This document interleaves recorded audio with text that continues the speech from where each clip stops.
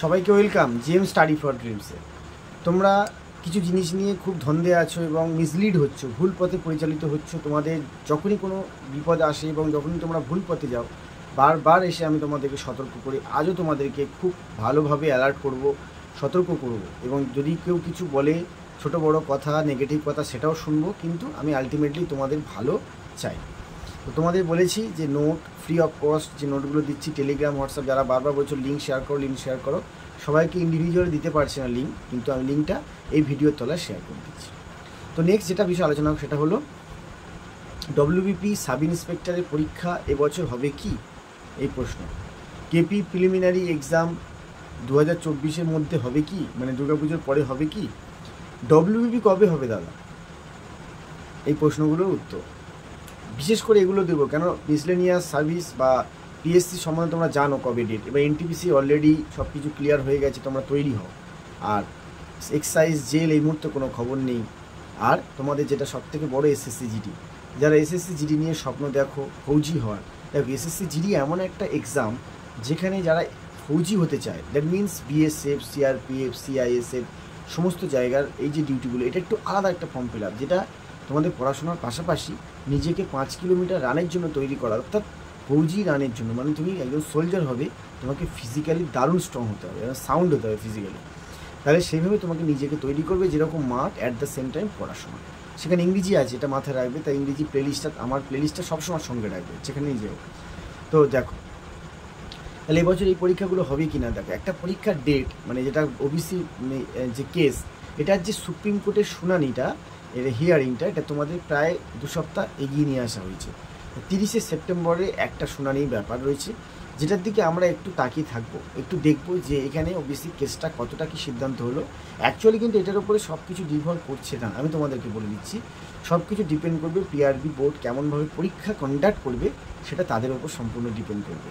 তাই যতক্ষণ না পর্যন্ত অফিসিয়াল ওয়েবসাইটে কোনো রকম টেন্টেটিভ ডেট মানে ঘোষণা হয়, ততক্ষণ পর্যন্ত নতুন ভ্যাকেন্সি আসছে বা পরীক্ষার দিন লক করে নেওয়ার মতো বড় মাপের কোনো ঈশ্বর এখানে কেউ নয় যে আমি বলে দিচ্ছি তোমরা লিখে নাও, এরকম বলাটা সম্পূর্ণ প্রতারণা।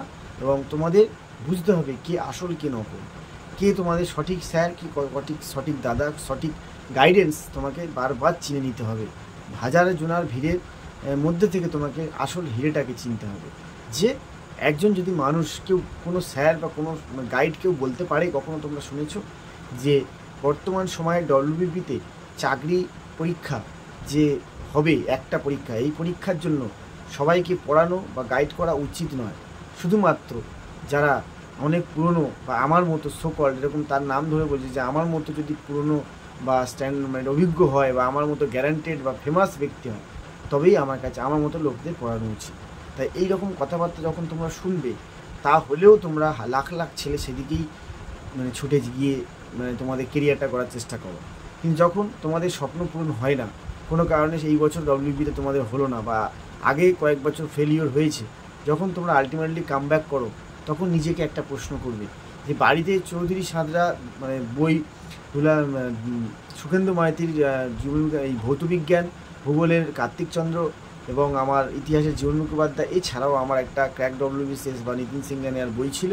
এবং আমি জিএম স্টাডি ফর ড্রিমসের দাদার থেকে ইংরেজির কিছু গাইডেন্স নিতাম, এবং ওখানে ওনার টেলিগ্রাম এবং হোয়াটসঅ্যাপে ছিলাম, সেখান থেকে উনি যে জিকেগুলো ক্লাস করতেন বা দিতেন, সেগুলো পড়ে আমার এই হেল্প হয়েছে।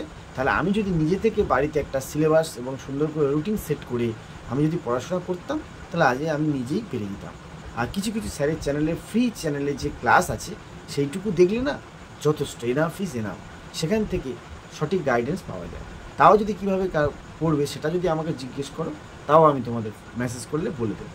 তাহলে এইভাবে তোমাদের মানুষ চিনতে হবে, গাইড চিনতে হবে। যতক্ষণ না ওবিসির এই যে হিয়ারিংটা আছে, এটা না হওয়া পর্যন্ত, ওয়েবসাইটে সঠিক ডেট না আসা পর্যন্ত, সঠিক ডেট কেউ বলতে পারবে না। আমি তোমাদের যেটা আশ্বাস দেবো যে দুর্গাপুজোর পরে তোমাদের কেপির একটা খবর হবে, কেপির একটা সম্ভাবনা হবে। ডব্লিউপি এবছর লাস্টের দিকে পরপর কেপি ডব্লিউপি দুটো একসাথে পরীক্ষা নেওয়াটা খুব খুব টাফ। তাই তোমাদের কেপি প্রিলিমিনারির জন্য যেহেতু ইংরাজি নেই, যেহেতু রেলে ইংরাজি নেই, সেক্ষেত্রে তোমরা কিন্তু ম্যাথ, জিকে, জিআইয়ের উপরে খুব জোর দেবো। রেলের দিকে ঝাঁপিয়ে পড়ো, রেলের চাকরিটা কিন্তু ঝাঁপিয়ে পড়ো, এবারে আরপিএফটা মাথায় রাখবে। এর সাথে সাথে কেপির জন্য আলাদা করে কোনো প্রিপারেশান না, ম্যাথ জিকে জিআই যেমন করছো জিকেটা ভালো করে পড়াশোনা করবে। আর ডব্লিউপির জন্য যখন পড়াশোনা করবে তখন ইংরেজি 10 নম্বর মাথায় রাখবে, এটা মাথায় রাখবে। আর যে স্পিডে প্র্যাকটিস করছো, মক টেস্ট দিচ্ছ, সেই স্পিডেই দিতে থাকো। 55, 56, 57, 58, 60 যার যেরকম আসছে প্র্যাকটিস করতে করতে আস্তে আস্তে বাড়বে। ধরে থাকতে হবে। লং ওয়েতে যদি কোনো সাফল্য পেতে হয় তখন ধীরে ধীরে 1 স্টেপ 2 স্টেপ এগোতে এগোতে আবার হুমড়ি খেয়ে পড়ে গেলে আবার ধরে থাকাটাই বড় ব্যাপার। আমার বিরক্ত হয়ে ছেড়ে দিই অনেকে হাত, তাই ছেড়ে দেওয়ার কোনো প্রয়োজন নেই। আমার নিজের একজন রিলেটিভ সবসময় তাদেরকে বোঝাই যে এরকম পড়াশোনা কর, চাকরি হবে। আমাকে সবসময় বলে যে পুলিশে টাকা ছাড়া চাকরি হয় না, টাকা ছাড়া চাকরি হয় না, সবসময় বলে।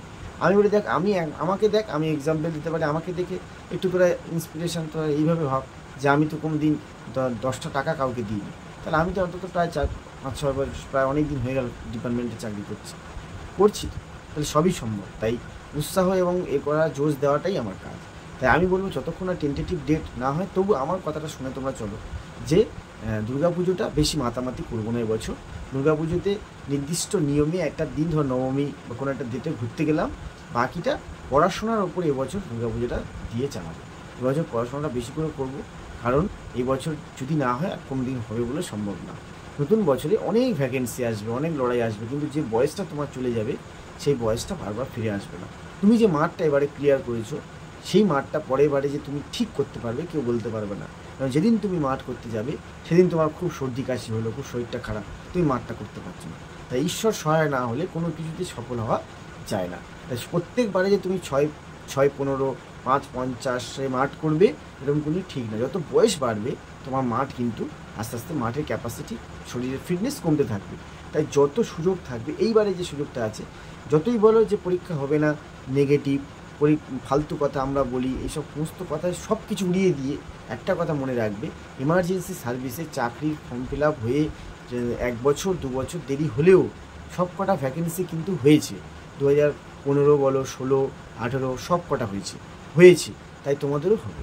তাই এইখানে হাত গুটিয়ে না বসে থেকে সমালোচনা, ক্রিটিসিজমে না গিয়ে রেলওয়ে বোর্ডটাকে টার্গেট করো, মিসলেনিয়াস, পিএসসি, ক্লার্কশিপকে টার্গেট করো, ব্যাংক টার্গেট করো, সিজিএল, সিএইচএসএ সব টার্গেট করো, সব পরীক্ষা দেবে A to Z। যেটা তোমার মেধার মধ্যে আছে সেটা তুমি পাবে, যেটা তোমার মেধার মধ্যে নেই তুমি সেটা পাবে না। তুমি যদি বলো হ্যাঁ 2 নম্বরই করেছে, আমি ও 2 নম্বরই করেছে পাইনি, 2 নম্বর ও করেছে বলে আমি পাইনি, এটা স্ক্যাম, ওটা স্ক্যাম, এসব কিচ্ছু বলার দরকার নেই। তুমি যদি প্রথমবারে ফেলিওর হও, 2 নম্বরই হয়েছে বলে দ্বিতীয়বার ফেলিওর হও, আলটিমেটলি জিত হবে। তুমি যদি প্রথমবার পাওনি, পরের বারে পাচ্ছ না, ফের পাওনি, বারবার পাচ্ছ না, হতাশ হয়ে বসে আছো, ঠিক আছে আজকে আমার ভিডিওটা দেখার পর থেকে আবার কালকের থেকে শুরু করো, দেখো আবার জিত হবে। তাই ফেলিওর ইজ দ্য কি টু সাকসেস। হ্যাঁ, ফেলিওরটাই মানে পিলার, একটা সাফল্যের চাবিকাঠি তো ফেলিওর মধ্যে লুকিয়ে থাকে। এক চান্সে সাফল্য কে পায়?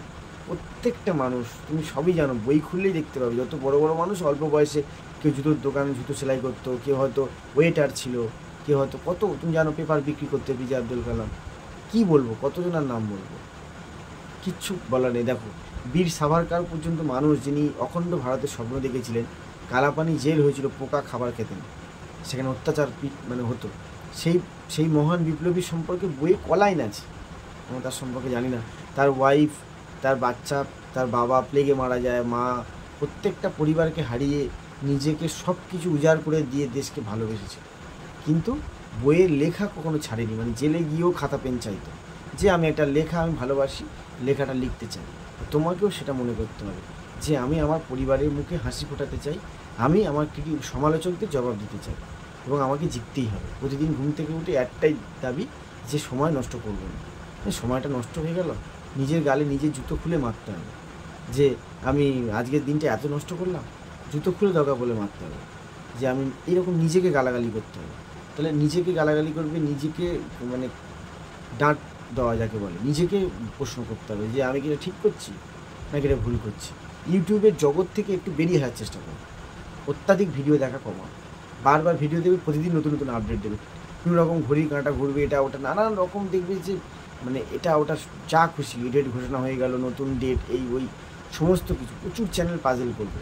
নিজেকে পড়াশোনা, বইয়ের মধ্যে বই হচ্ছে আসল পড়াশোনা। চলো তাহলে আবার কোনো ভিডিওতে আসবো।